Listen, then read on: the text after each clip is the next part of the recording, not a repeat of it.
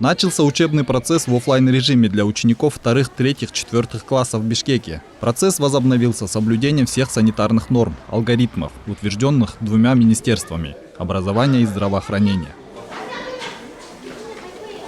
Директор школы-гимназии номер 95 рассказывает, что на территории учебного заведения ученики, включая родителей, заходят только после проверки температуры тела. Детей начальной школы учителя встречают на улице, чтобы обеспечить соблюдение физической дистанции при входе. Если ранее в начале выхода первых параллелей уроки длились по 20 минут, за партой ученики сидели в шахматном порядке. Было деление на группы. Сегодня алгоритм поменялся.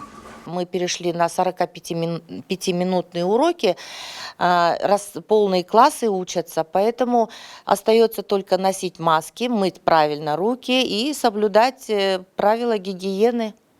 Для учительницы начальных классов Нурзат Сапаралиевой открытие школ – радостное событие. По ее мнению, онлайн-обучение не может заменить уроки в классе, так как предмет тяжело воспринимается, многие не усваивают темы. Но она не теряет надежды и говорит, что это дело поправимое.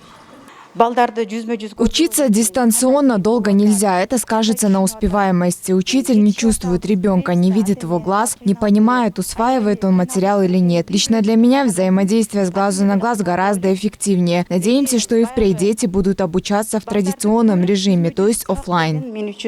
Из-за дистанционного обучения нагрузка у учителей увеличилась в разы. Хотя этот период был временным, но дало определенный опыт.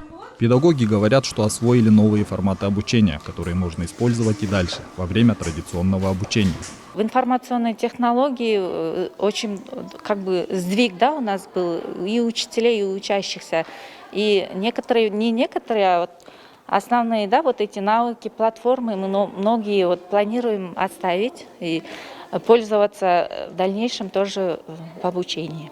Напомним, вопрос об открытии государственных школ обсуждался с начала пандемии. Всех детей отправляли на онлайн-обучение с 8 апреля прошлого года. Но такое обучение подверглось критике со стороны родителей. В частности, из-за качества предоставляемого материала на подобных уроках. Родители также жаловались, что не у всех детей есть доступ в интернет или телефоны, чтобы смотреть занятия и быть на онлайн-уроках. Сейчас из-за пандемии коронавируса государственные школы и детсады оставались последними учреждениями, которые не начали полноценную работу.